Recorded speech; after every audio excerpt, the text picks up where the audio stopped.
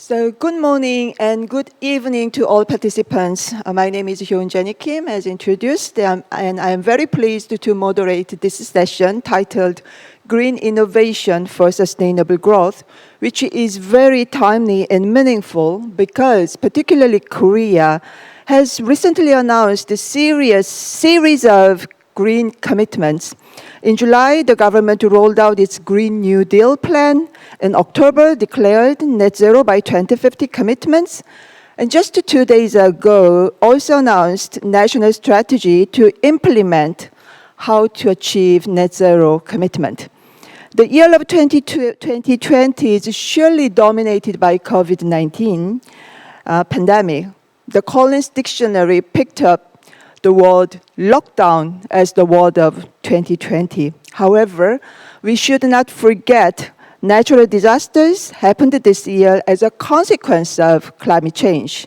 The world is witnessing growing number of mega wildfires and superstorms, which brings about huge damage to people's life and economy. Therefore, both COVID-19 and climate change are global challenges, seriously warning from the nature to human beings that we should make transition toward decarbonization and sustainable growth with a strong sense of urgency. Therefore, in this session, we will exchange innovative ideas how to ensure post-COVID-19 recovery more sustainable and greener. The prospect of coronavirus vaccine has boosted hope to end this pandemic probably next year. However, global challenge of climate change still remains with us. Therefore, what innovative actions can we take to achieve carbon-free, pandemic-free future earlier? So we have excellent speakers and panelists who will provide various ideas and perspectives representing different sectors. So Chairman and CEO Jochen Schwill, who is Managing Director and co-founder of Next Kraftwerke, is connected. Hello, Jochen. Can you hear me? Hello. Yeah, yes, good. I can hear it. Good morning. Good evening, probably for you. And also, I have Executive Chairman Mark Udall from GreenSync. GreenSync is a global energy technology company. Hello, Mark. Can you hear me?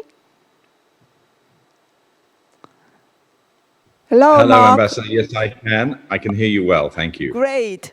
Thank you for joining. And also, I have Mr. Vivek Pathak, Regional Director for East Asia and the Pacific from IFC World Bank Group. He is online as well. Hello. Hello, Vivek. Hi, Ambassador Kim. Hello, everybody. Good morning. Great. And then finally, as a panelist, I have Professor Jae-Seung, Professor and Monnet Chair from the Division of International Studies at Korea University. He is in person next to me. Welcome, Professor Lee. And finally, I would like to mention that Marilyn Brown, Chair of the School of Public Policy at the Georgia Institute of Technology, he will be connected pretty soon. So let's hear presentations by speakers first. So I would like to give the floor to Jochen first. As far as I understand, you are leading the company of virtual power trading and virtual power plant. Therefore, please share your story of green innovation, particularly in energy transition. Over to you. Yes, thank you very much. Please let me share my screen with you.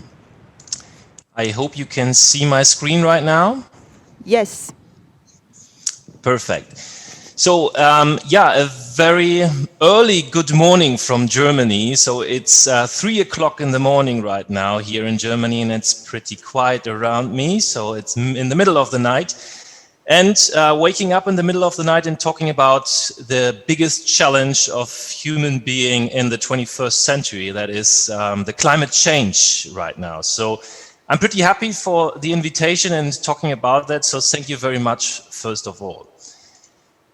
In my presentation, I'm going to talk about nothing else, as I said, as the biggest challenge of the human being right now. And this is a major threat. That is what we all know for us. So CO2 emissions are coming up over the years, and we are right now facing the climate crisis. And we already know that we have to do something against this. And you already mentioned this in your first presentation. You said also Korea right now is going towards a Green Deal, as we also do that in the European Union and Germany. So we are also always and all going towards 100% renewable energies by 2050. And this is going to be a great challenge for us. So how that going to work, and how this, how we going to face this? And this is really a good question for us. So right now we are just in the beginning of that journey. So if we look to how much renewable energies we have worldwide as a share of the generated power, we see that we are just at right now 20% to 25%, and we worldwide want to go over 60%. And you mentioned it, we also want to go to over 90 or to 100% renewable energies in some of the countries, and I think this is really needed.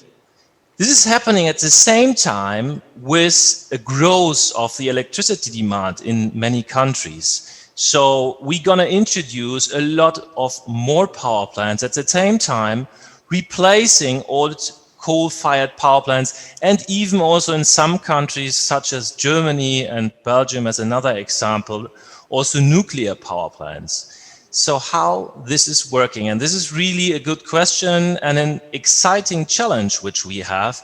And I think what we are facing here is really a challenge mostly happening in the first step on the electricity sector. And here also we might have in the, on the short run the biggest impact. And this is also why everyone is concentrating on this sector in the first time. And yes, so it is possible. We can do that by replacing coal-fired power plants and power plants which can can really follow the demand by intermittent capacity in the end, which is sun power, so solar power plants and wind power plants. And of course, this is really a challenge, how we can solve that issue that on the one time we want to have electricity when we turn on the light, when we push the button to the light, that the light should go on. And at the same time, the wind is generating when the wind is blowing, the wind power plants. And the solar power plants are just generating power when the sun is shining. So we need to find a solution how to fill that gap. And this was really one of the ideas, or that was the founding idea of Next Kraftwerke. So we said we need to face that challenge, and we already started with the idea 10 years earlier and introduced the first virtual power plant in Europe. And this was really the idea to fill that gap and to find a solution to control not any longer 1,000 power plants, which we used to have in the 1990s years in Germany and all over Germany. Right now, we already have more than 1.5 million in Germany. So how can we control them? And this is really the solution for that is a virtual power plant. So we connect all these decentralized power generators with remote control units and connect them centrally to our dispatch center, to our virtual power plant. And this is really an idea of various technologies. And if you think from a business point of view, you really have to think about what flexibility you want to integrate first, and then you're facing the merit order of flexibilities, and thinking about the cheapest flexibility first to integrate. Otherwise, it's going to be too expensive for you. And for Germany, we integrated in the first step biogas power plants and backup capacities. So today we have a virtual power plant consisting out of 10,000 power plant with an average power of almost 1 megawatt. So we have almost 10 gigawatt of aggregated power within our power plant, and almost 2 gigawatts are engines, gas-fired, biogas-fired engines and backup capacities to provide flexibility for the power market, especially for ancillary services. So we provide so-called AFR and MFR and FCR capacity. So this is this is a kind of a flexibility product for the grid operators. Once they have frequency problems in the grid, we offer flexibility and offer supply of power, or even we extract power from the system on a short notice. So within 30 seconds, we can react with thousands of power plants within seconds to stabilize the grid. And this is, let's say, one part of the solution which we offer. So we have a lot more power plants which we are integrating, such as also as the intermittent capacities itself. So we also have integrated a lot of sun and solar power plants and also wind power plants to connect to the market, because also they are not only causing the problem, but also are part or should be part of the solution. So we can control wind power plants and solar power plants, and at the same time, and maybe in the first step even more important, knowing what they are doing and predicting very precisely for the next day and for the next hours how much power they produce, and then maybe react with these assets, so ramp them down if it's needed, or then also reacting with other assets on the market.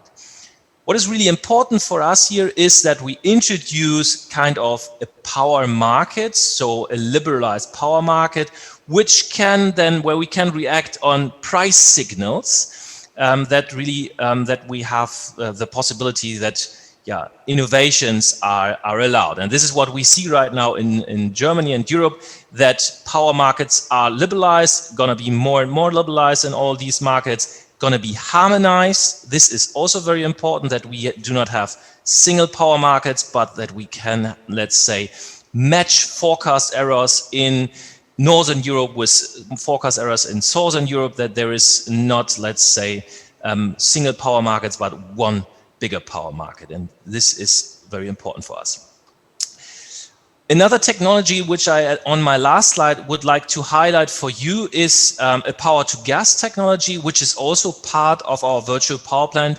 And I would say, very significant for the long-term deviations of demand and supply.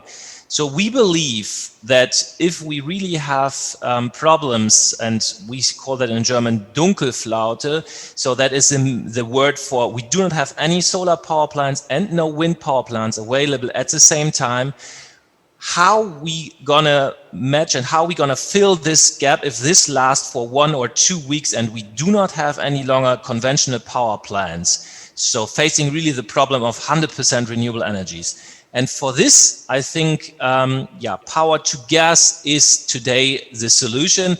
This is not on the merit order of flexibilities, not the cheapest flexibility which you could integrate today, but it is a flexibility which is really needed in the mid and long term, because we do not have a better technology right now to really store on the longer term a really big amount of flexibility. And we already have that in our virtual power plant connected.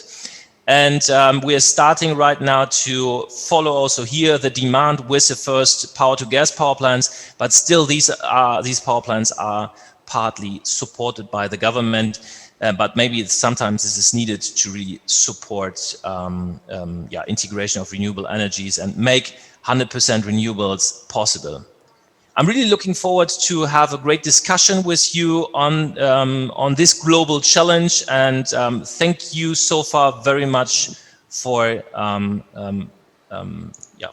being with me. Thank you.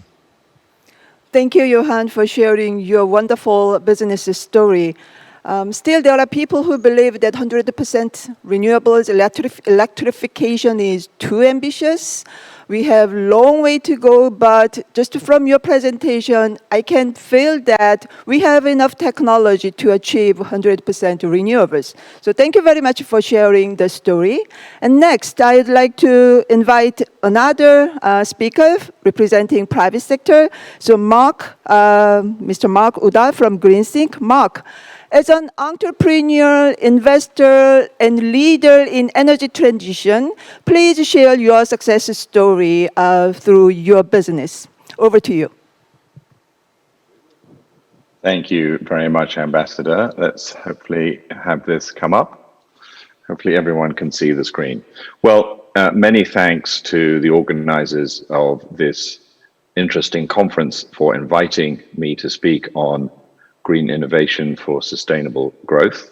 I'm delighted to be part of this panel and to have a very good discussion after we've made our presentations. I'm going to speak to you today about a similar subject to that of Jochen, but it's the next evolution of that. And my initial comments are going to be focused around what is happening here in Australia. I'm speaking to you from Sydney. Australia is without doubt the canary in the coal mine, if you would pardon the pun. We have here in Australia the greatest distribution of rooftop solar in the world by a significant margin. In some of our Australian states, the percentage of houses that now have distributed energy, solar and batteries, is in excess of 40% of all dwellings. Now, that is in some ways fantastic, but it does cause some problems, which we'll talk about in a moment. But it's not stopping at 40%. We are continuing to expand even in those high penetration states, as well as other states that are maybe at 30 or 20% penetration. The country as a whole is at 27% penetration of solar on roofs. And by 2030, in excess of 40% of electrical capacity will be behind the meter here in Australia, the highest in the world by far. That distributed energy consists mostly of solar and batteries, but increasingly will also include electric vehicles and other controllable devices. So how do you manage an electricity system with that high level of distributed assets behind the meter? We're already seeing some of the problems of that. There have been a number of extreme events in South Australia, as well as in Victoria, where the grid has not been able to respond to events in a way in which the traditional grid of a centrally managed grid would have probably done. So we have to come up with new systems, and this is going to become ever more apparent as the duck curve, something some of us may be familiar with, but it is a graphical interpretation of what happens to power demand during the day from the central system versus power that is generated at the local distribution network from the DERs on people's roofs. In South Australia, that is going close to zero in the middle of the day. In other words, there is hardly any need in the middle of the day for centrally generated electricity. In fact, there was an hour last month where the whole of South Australian demand was provided from solar, not from other forms, including wind, just from solar. And 70% of that supply came from rooftops. So we are seeing today the kinds of events that will become more apparent in other parts of the world. So Australia is having to think ahead and introduce new mechanisms to cope with the ever-increasing DERs on our rooftops. In order to do that control, certain parts of the country are introducing a compliance program. That compliance program will ensure that all new DERs are controllable by the market operator via the local distribution network. And that is a big red button. It's effectively a way for the market operator to control the resilience of the grid at extreme points of activity or inactivity. We have, for example, in parts of Australia, in the spring and in the autumn, negative pricing on our grid during the middle of the day to try and address this problem. And that negative pricing can go as high as $1,000 per megawatt hour negative. So people are getting paid to effectively turn off their equipment.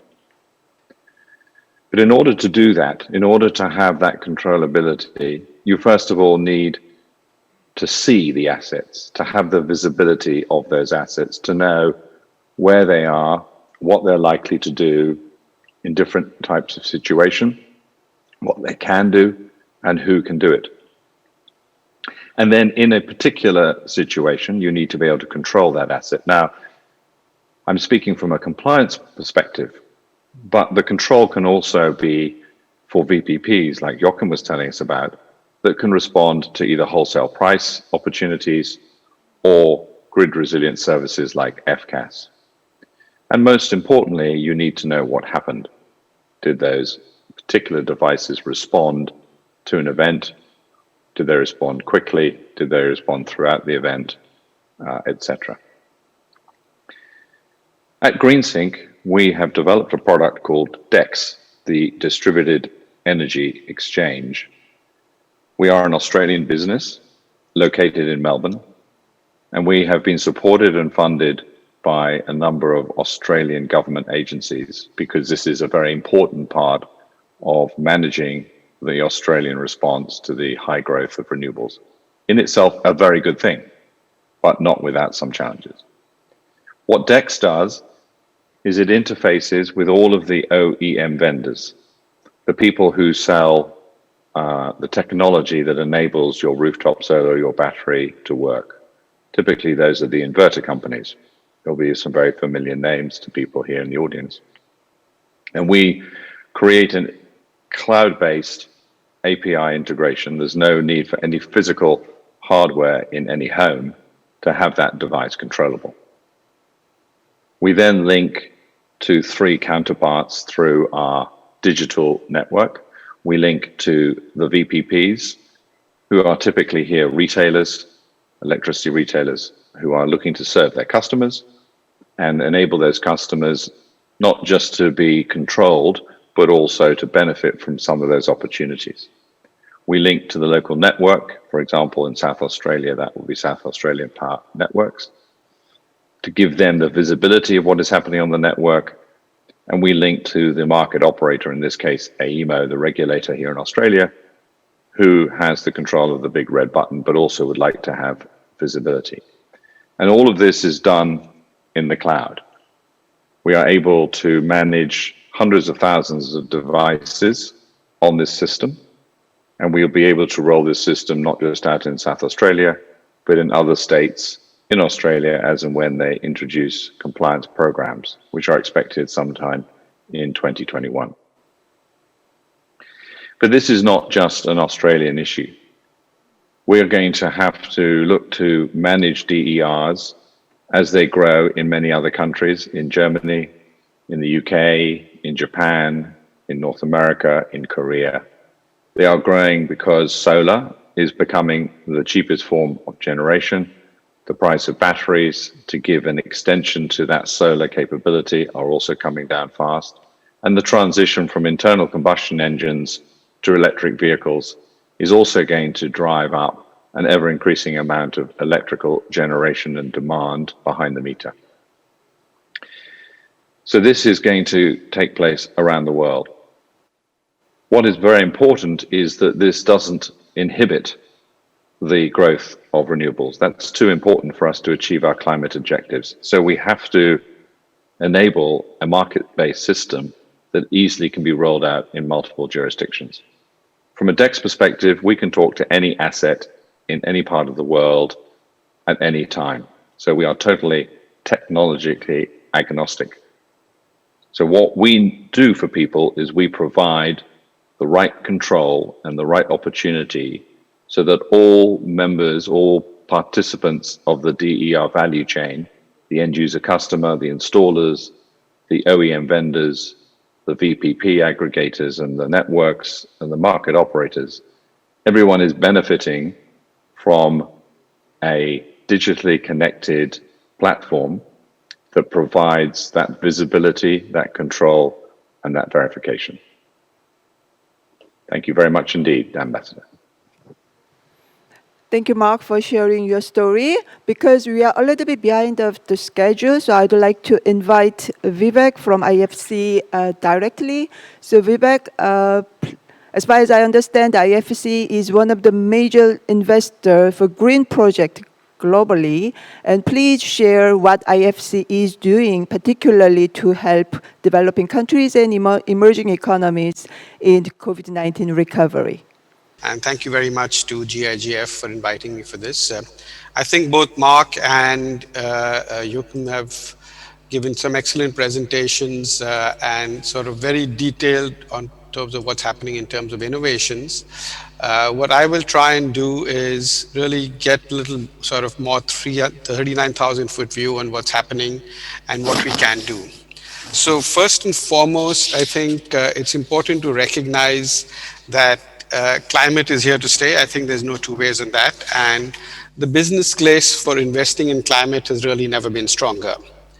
And the reason I say that is over the years, there's always been, what are we really doing in climate? Is it financially viable? Is it sustainable? Or does it need a lot of subsidies? And the reason I say that is because we need to move away from actually treating climate or its solutions as sort of CSR or philanthropy and try and make it a lot more mainstream. So that's what I'll try and say. And I personally believe that if it doesn't make business sense and if it doesn't make financial sense, there should be other people who are doing it, and there's a lot of money which can go in there. And a big frustration over the years for people like me have been the entire disruptive technology space attracted billions and billions of dollars, whereas some very good climate solutions at the same time, I think were being starved for capital. But fortunately, that's changed. I think people recognize the importance, and people have recognized very clearly that there is money to be made in climate, and I'm hoping that will result in a lot more capital flowing into the space.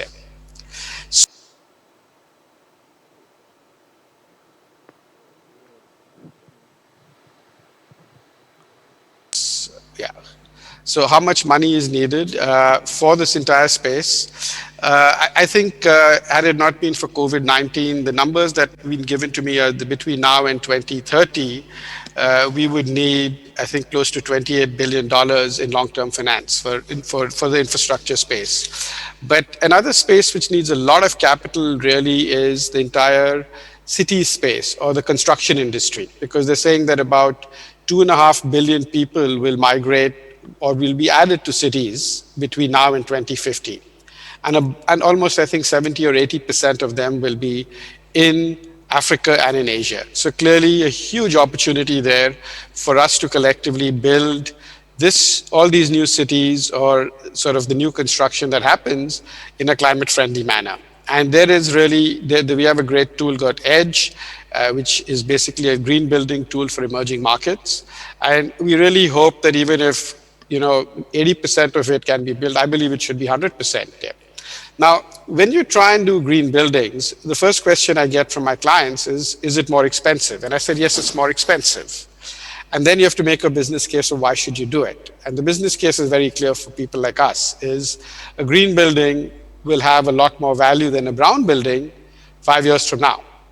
So do you want to construct an asset which is going to be lower in value or invest a little more?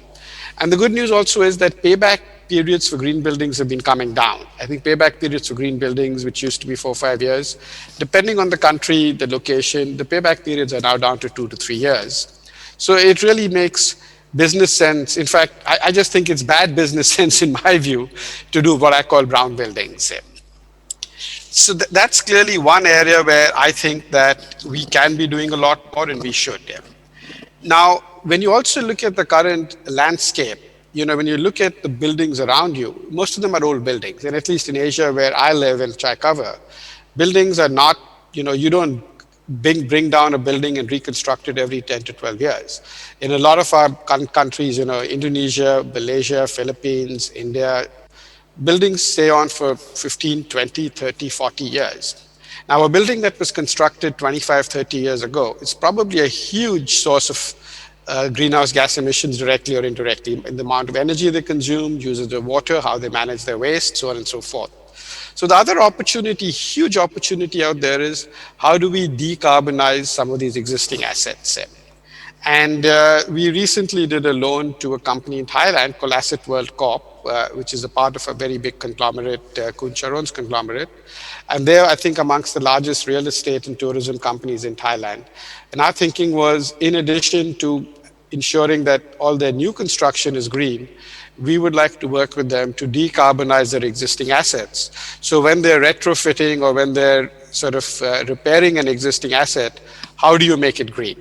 So it's something we've started, but I do hope this will take off in Asia, because I think this is another really big opportunity for us.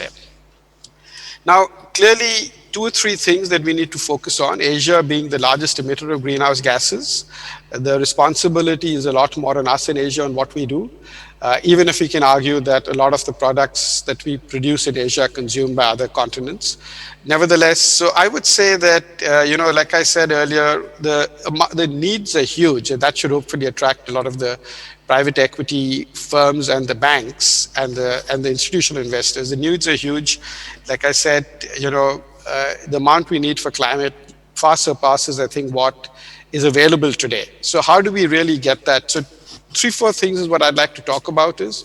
One is a few of the new opportunities that are emerging. Second is how can we de-risk them? And third is who are the new sources of investors? So let me start from the last. There's a lot of need today. The challenge I think we all face is there are no real standards. There are so many different green bond standards across the world. Countries have their own standards. The ASEAN has their own standards. The EU has, everybody's got different standards. So one of the things I think we should really be focusing on is what constitutes a green bond, and try and ensure that that's consistent across markets. What constitutes a blue bond? That's something we're very keen to work on because it's a blue economy, which I'll talk about in a minute. What constitutes a green loan or a blue loan? What constitutes green equity? So I think a lot of work needs to be done on that, on how do we have common taxonomy and harmonizing standards. And I think I'll just deviate a minute, but harmonization of standards is even more critical now when different countries are still struggling with what's the right vaccine, what's the right test for COVID. Different countries have different tests available. And that causes a lot of confusion to the average person like me who might want to try and travel one day at some point in time. So that's one thing I think that we can collectively work on with the different institutions. I'll also talk about sort of 2 other big emerging areas. One is I talked about green buildings and sort of the city space which will emerge. The second is the blue economy. And the blue economy, we don't realize, but it's easy for us to see pollution in the air and see we're breathing it, and we understand that's not good for us. But the blue economy is actually putting poison into our food chains, it's putting poison into water, and unfortunately, we're not able to see it because, as we all know, that plastic waste from rivers eventually gets into the seas, into the oceans. Once it gets into the oceans, it gets into fish, it gets into plant life, it gets into water, and all that then eventually comes back into our ecosystem, which is our own bodies. And that's something I've taken a very sort of personal view on and very passionate about. So the entire blue economy, then you have the fisheries, which are impacted by that. There are almost 60 million people who work in fisheries and aquaculture. And seafood is important for almost 3 billion people around the world. So, I'm told the number that the oceans are contributing to the global economy are about 1.5 trillion. And that amount will probably double by 2030, according to the OECD. And about 8 billion tons of plastic are dumped into the ocean every year. So we really need to work on that. And there are different ways. One is clearly more recycling. So we recently worked with a client of ours in Thailand, Indorama Ventures, provided them $300 million for recycling PET. They're the largest producer of PET. So for recycling that, so that's one way. But we also need to try and see, and personally, if I go somewhere and something is served to me in a plastic straw, I just take out my own metallic straw. So we all have to do a lot on our own, but reduce the use of plastics, and where you cannot sort of manage, cannot recycle, or we also need to then figure out a way on how do we manage the waste. You can't let the waste be going into rivers and getting into the oceans. So clearly a lot needs to be done, because as we've seen, the impact plastics can have on our health and biodiversity is huge. And the price to pay for that will be immense as we go along here. The other change is, the other challenge really, I'll be very brief on this, is sustainable infrastructure. I think in Asia, we keep talking about it. According to the ADB, the gap between now and between 2017 and 2030 was about 26 trillion, and about half of that, almost half of that in power, and the rest in water, transport, telecoms. But that need is still there, and we're falling behind on that. And I think there also we need to come up with more bankable projects or pools of capital that can help us de-risk some of these projects. But what's going to be absolutely critical going forward is that this infrastructure is not built based on old standards. This infrastructure should be climate resilient, should be green. Otherwise, it's going to be money down the tube as far as I'm concerned. So let me conclude by saying a lot needs to be done. This is a space where we need help from everybody, all the stakeholders. It's just not the private sector. We need governments, we need the private sector, we need the public sector, and most importantly, we need the common man to understand. The stakeholder, the common man is probably getting the most impacted, and we need him or her to understand if they don't change their behavior, and if they don't increase their demands on how these things are being managed, ultimately, they're the ones and their kids are going to suffer a lot. Yeah. So with that, I thank you very much for giving me this opportunity. Thank you. Thank you, Vivek, for sharing your comprehensive views regarding prioritization for innovative, sustainable growth. Dr. Marilyn Brown from Georgia Institute of Technology is connected. Therefore, Marilyn, very good to see you. I think you are ready for your presentation. Over to you. Right. Thank you so much. It's wonderful to be here this evening, or in your time zone this morning. I apologize I joined late because I thought it was tomorrow and not today, but I am totally prepared and excited to be part of the Global Green Growth Institute's event tonight. And thank you for inviting me to be part of this panel on the green innovation for sustainable growth. Just as context, we all know that the temperatures across the globe are warming, and this year has been a particularly difficult one already in the United States, with forest fires and hurricanes, rising sea levels, drought and flooding, and more. So we are needing to come to grips with the climate challenge. We all know that human activities, especially the emissions of greenhouse gases, are the dominant cause of these events. Meeting the global challenge of 2 degrees C above industrialized temperatures is going to require rapid action across the globe. We all look to the Paris Accord. I'm so pleased that President-elect Biden has committed to rejoining the Paris Agreement, which I call the first pivot here in this diagram from the IEA. But the first pivot, of course, is only the beginning of the march downwards and the bending of the curve that we all are going to need to achieve together in a communal commitment to tackle global warming. Globally, the power sector is leading the way, and I've been hearing a lot of that in this session's discussions so far, leading the way toward decentralizing our energy sector. Across the globe, from the statistics here from the REN 21 latest global status report, you can see that wind power, solar, biopower, and geothermal are growing as renewable electricity resources in addition to hydropower. Of course, you know, in that set of renewables, we have several of them that are intermittent and difficult and challenging to manage, to orchestrate on the electric grid. It was much easier when it was hydropower, and biopower and geothermal because they're dispatchable. But now we're turning to the much more sustainable, the cleaner, but the more challenging intermittent resources, wind and solar photovoltaics at 6% and at 3% of our current electricity generation globally. Solar photovoltaics in particular are dominating the renewable power additions lately. Globally, you can see here the rise of solar photovoltaics, mostly utility scale solar, but also rooftop solar and distributed solar. At first, 2015 or so, we saw the mark. Marilyn, I'm Yes. sorry for interrupting you, but I don't think actually you share your slide with us.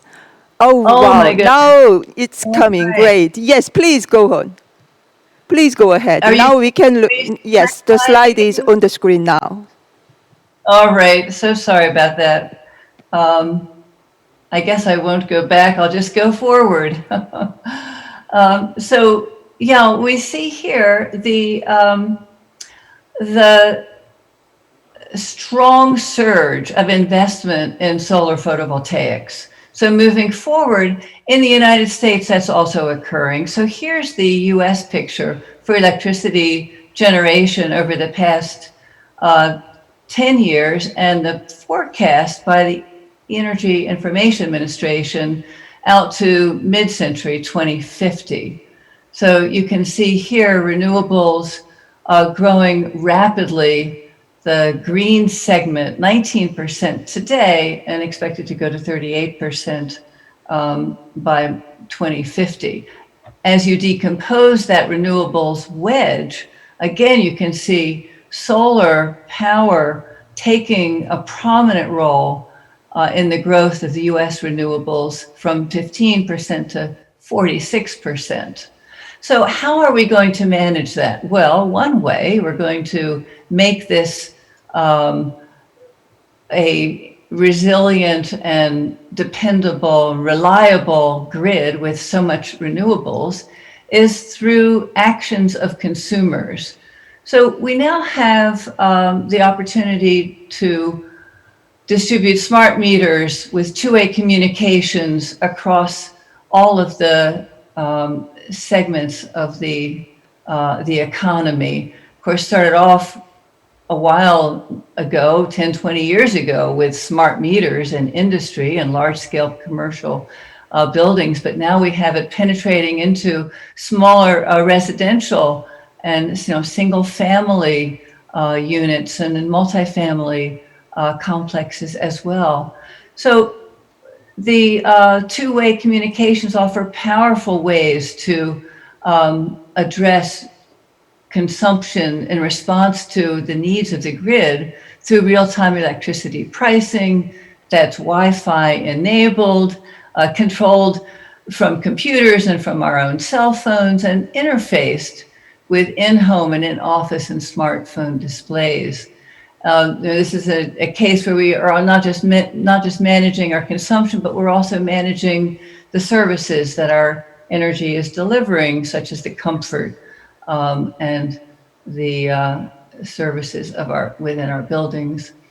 I did an analysis a couple of years ago of the cost competitiveness of renewables in the United States relative to fossil fuel alternatives. And you can see going from left to right, as you move up the curve, using a measure called the levelized cost of new electricity, that onshore wind, utility scale solar, and natural gas are just about going head to head, however you measure them, in terms of their competitiveness for delivering that next megawatt of electricity. And on the right, you have biomass, coal, nuclear, all receding into much less competitive zones. Across the entire array here, I've superimposed the measure of how much you can get and what it costs to save electricity. So the green band is the band of energy efficiency, and it indeed outcompetes all of the supply options. So by far the best investment, if you want to try to manage your energy resources, is to be more efficient about how you use them. So now we have a very complex energy ecosystem with these distributed resources in terms of new intermittent renewables, microgrids, and other types of generation superimposed on ways that we can manage our demand through microgrids, with distributed storage, through energy efficiency investments. And one of my favorites is demand response. So here we have messages being sent by the utility operator indicating when there is a particular need for demand to be reduced. And so demand response will pay for consumers to manage their consumption and to be rewarded through price signals. Transport is there too. You see that little electric car. So that car is going to have its recharging managed through smart systems as well. Not only is it going to be consuming at smart times, but it may also be providing ancillary services to the grid. It can provide storage and frequency regulation, voltage control, and can be part of the solution as well. So the future is going to be this type of a more distributed energy ecosystem with many different types of consumption and efficiency and demand side responses. It's happening. We're seeing in the United States a shift to distributed resources. We've got a lot of gigawatts of solar capacity, meaning rooftop solar. We have millions of electric customers already supplying power back to the grid, mostly from renewables. We have wholesale and utility demand response programs where customers are electing to participate, to accept time varying rates for their consumption, to be able to respond when the utility is faced with high costs. And we have quite a bit of combined heat and power. In fact, this is the largest distributed resource at the moment in the US, which is where mostly industrial users not only consume energy for managing their industrial operations, such as pulp and paper mills, but then they also use the waste heat to generate electricity, and on site are able to essentially provide power free of charge and at with no pollution. So the last example, of course, is electric vehicles with charging cycles that are now being managed. So here's a picture of what our grid is moving toward, with so many distributed resources on it. Very challenging to manage it, but a much cleaner, low carbon system of electricity, where we're merging our transportation and our power needs into a system that's mutually advantageous. If the cleaner the electricity, the cleaner are our electric vehicles. It doesn't make any sense to run electric vehicles on coal-based electricity. Once you've moved to renewables, electricity-driven vehicles are essentially pollution-free. So a vision of the future is, we've got the technologies in place. They're known. We can operate them, but we don't have the business models, and we certainly don't have all the policies in place that are needed to develop the full potential of these technologies. We need new business aggregators, new new entities set up to try to pull together the distributed demand of multiple consumers and prosumers, offering offering their electricity back to the grid and storing it and being able to be a source of resilience as well. Prosumers will be key to the green innovation movement. They're becoming, consumers are becoming producers. They're prosumers. This is all facilitated by the falling cost of solar panels. We've got home battery systems dropping rapidly in price. And of course, many more electric vehicle models available. And there is a growing array of charging infrastructure that can make use of these. So the technologies are very promising. And now we just need to get those policies and business models in place to fully deploy them. So now is the time to be a first mover in clean energy. This is true for our governments and for our business sector. And I look forward to talking about this some more during our time on the panel. Thank you. Thank you, Marilyn. Thank you for speakers for your very visionary, however, very practical, innovative solutions.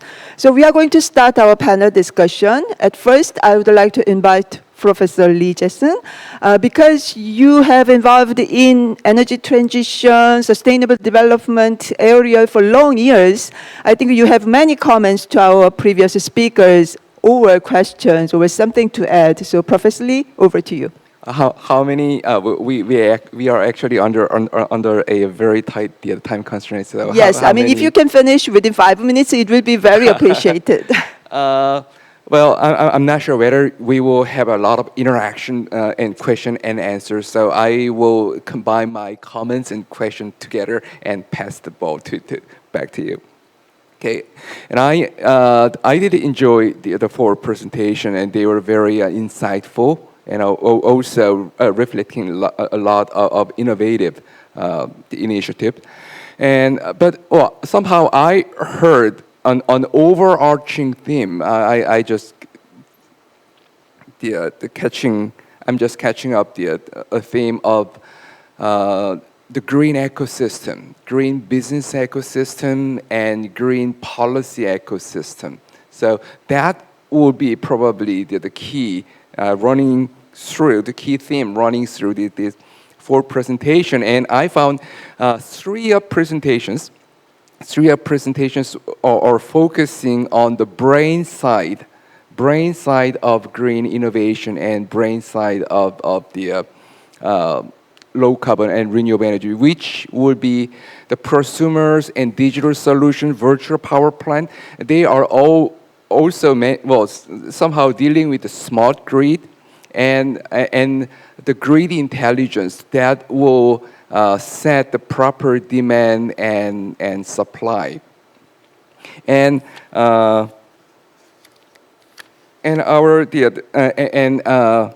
Vivek's presentation focused on our cardiovascular system, which is the blood, and blood is money. So financing, so how to enhance green financing. I'm very happy. I'm very happy to see that our discussion is moving. Vis-a-vis a couple of years ago, we've been talking about we have to do this, and solar, wind, but we are kind of moving toward the next generation. We are talking about the intelligence.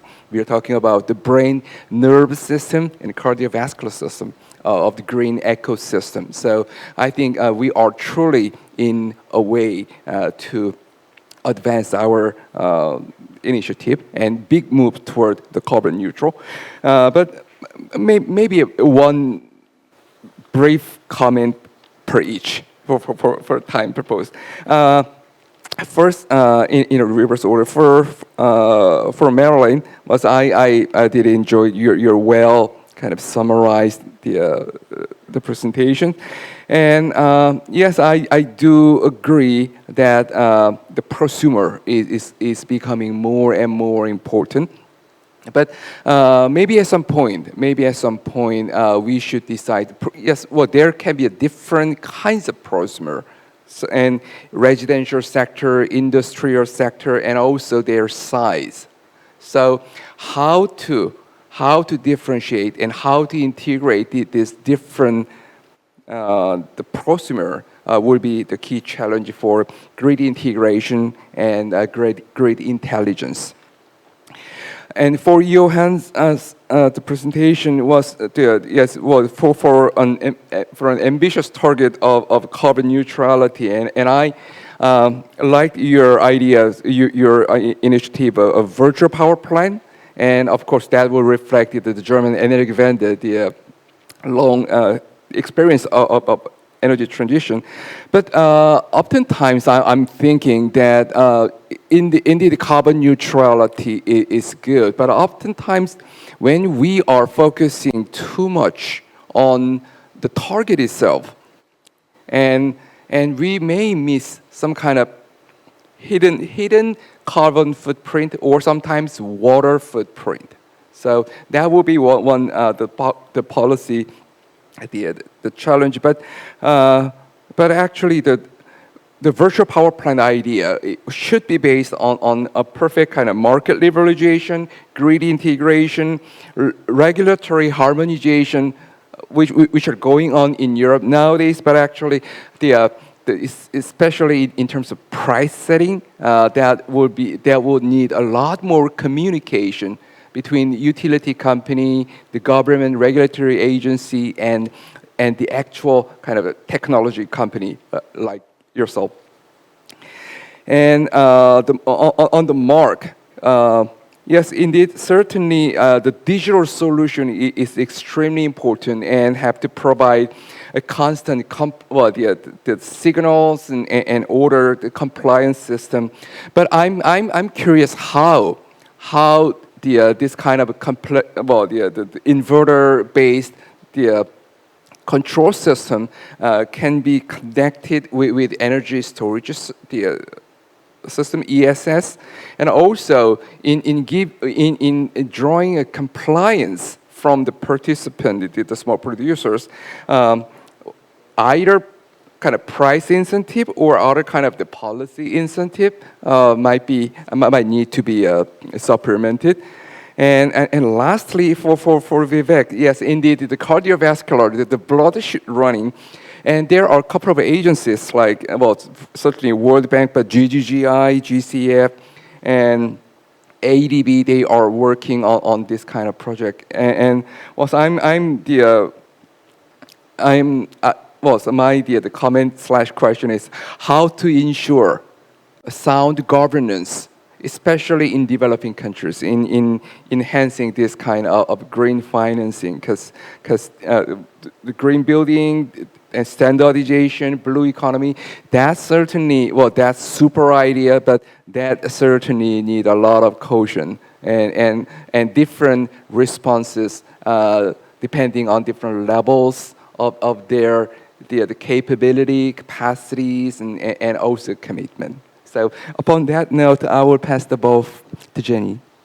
Thank you very much, Professor Lee. So I think speakers, you must have responses to the comments and questions raised by Professor Lee. So first of all, I'd like to invite Vivek, if you can respond to the questions regarding particularly sound governance in green financing by the Professor Lee. If you just finish within 1 minute, it would be very appreciated. Sure. So I think thank you so much, Professor Lee. And clearly, this is a big challenge today: is how do we have sound governance and harmonized standards, and how do we ensure that greenwashing or blue washing or impact washing is not taking place? And I don't think this is the solution. Is not going to come from one institution or another. This has to be a group effort. And just to share with you all that starting January, I'll be moving to a new position with IFC as our global head of climate and sustainability. And that's one of the things I really want to take on there, is to work with institutions, groups like the G20, the G7, the World Economic Forum, and different other, the BIS, and really come up with standardized guidelines. We can have different standards. We can give people time to reach certain standards. You can't expect everyone to be at a gold-plated standard from day one, but we absolutely need standards that are comparable. Otherwise, investors start getting confused. When investors start getting confused, they do not put money where they should be putting it. So I think it's paramount, and I would love to have a side conversation with you all at GGIF to see how you all can support this initiative. Thank you very much. Thank you, Vivek. And Mark, I think you have answers to the question raised by Professor Lee.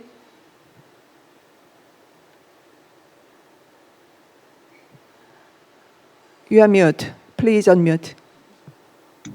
Hopefully you can hear me now.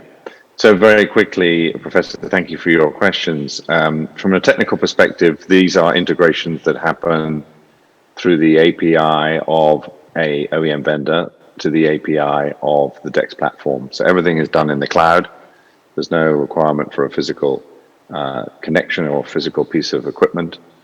So that enables a very scalable and affordable implementation of this type of technology. The second question, which I think is fundamental, is how do you incentivize users? And it has to be a carrot and a stick. So in Australia now, there is a compliance requirement, but also that comes with benefits. If you comply, instead of being limited at a much smaller amount of export, say 2 kilowatts for 100% of the time, a homeowner can have 5 kilowatts for 95% of the time, and only in those extreme conditions is their capacity to export reduced below that 2 kilowatts. So that is the effective carrot or benefit to people who respond. I think there's a very important point that Marilyn brought up, but I'd like to maybe test it, which is, yes, it's important we have prosumers, but actually if this doesn't work for everybody, it won't work. It has to be easy. It has to be automatic. It has to happen in the background. And it's not, I don't think, about people looking at their smartphone to see when is a time to run their dishwasher. That's not scalable. What will be scalable is the people who are in this day-to-day, the retailers, will provide economic incentives to take control of people's assets at very important times of the day, and they will give an economic benefit to that individual of $100 or $150 a year to say, for those few hours of the year, I want to control your battery or your solar. It will not be done by people looking at their smartphone. Thank you, Mark. Now I would like to move to Jochen. Yes, as Professor Lee mentioned, actually a lot of integrated efforts and collaboration must be necessary in order to make virtual power plant work, as you presented. So you must have your responses to Professor Lee. Please go ahead. Yes, thank you very much. And thank you very much, Professor Lee, for your good questions. I can just link my answer to what just Mark mentioned to is really a consumer, a household consumer reacting on price signals and putting their washing machine on. This is, in the end, the question of what is the best flexibility to use at what point in time.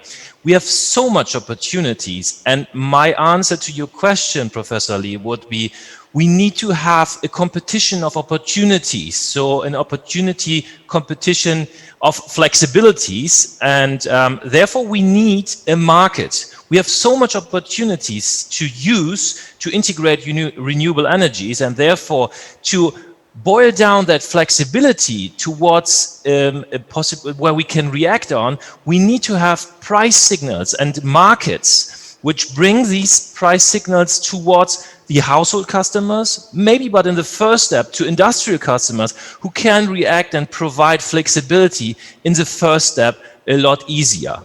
I think the first 25% of renewable energies, that was quite easy to integrate with still 75% of power provided by conventional power plants, bringing the flexibility into the market. The next 25 or up to 100% renewables, this will be the real challenge which we are facing. And therefore, we need open markets. We are facing more than millions of producers in just a small market as Germany. And so we need to kind of control all of these, and this is best done by a market. A market provides also the opportunity for new innovations, such as virtual power plants, and so innovations then bring the solution. Because Marilyn is right, we have the technologies in place. Right now is really the question of how to best use these technologies and how to reduce the cost, and my petitum would be, let's do it with a clear and open liberalized market approach in all the countries of the world, and then we find the best solution for that. Thank you. Thank you, Jochen. And finally, I would like to invite Marilyn in responding to the question by Professor Lee. Marilyn, over to you.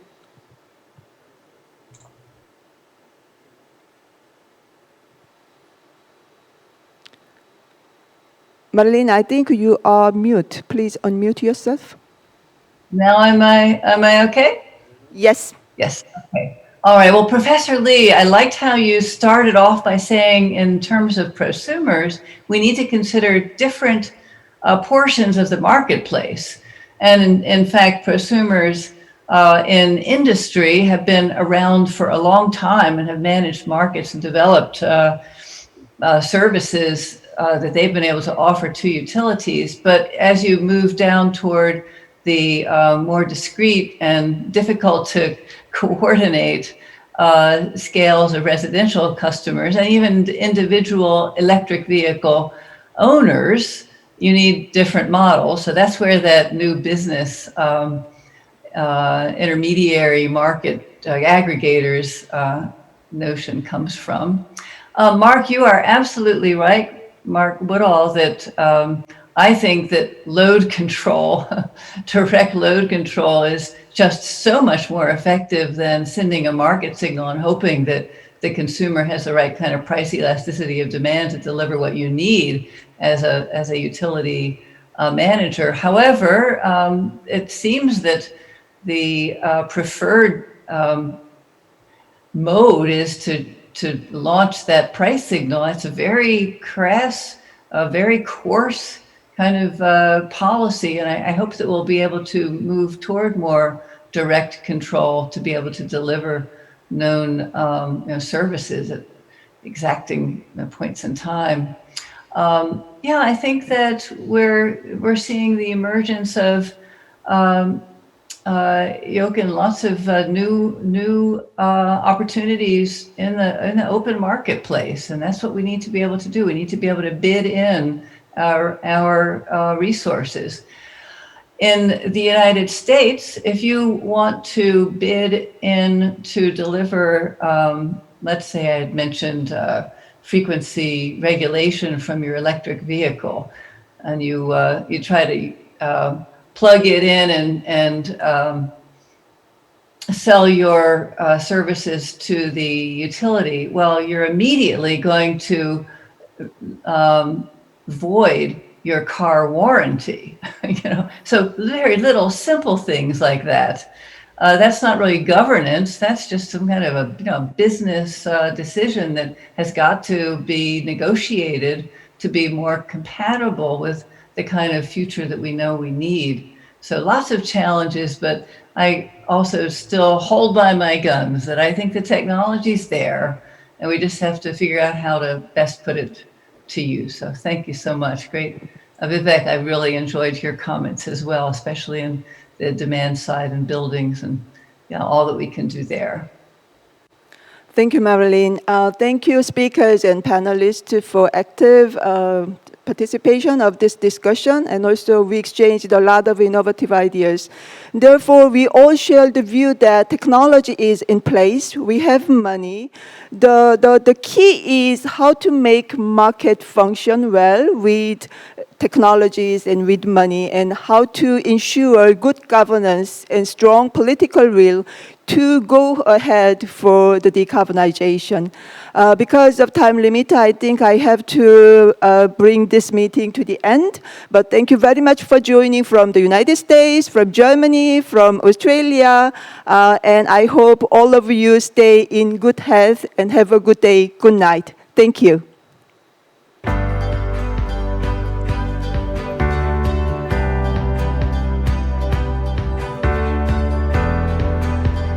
Thank you very much. And with that, we will wrap up day one of the Global Innovative Growth Forum 2020. Once again, thank you very much to all participants, including speakers, presenters, moderators, and panelists, and of course, our audiences around the world for joining us.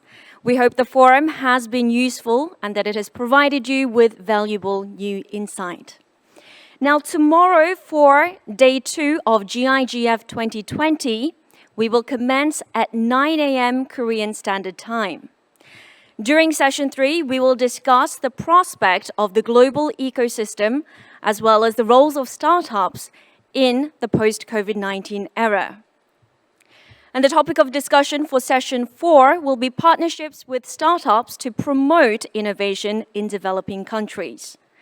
For more information, please visit our official website at www.gigf.kr. Once again, thank you very much for joining us, and we hope to see you again tomorrow. Thank you and goodbye.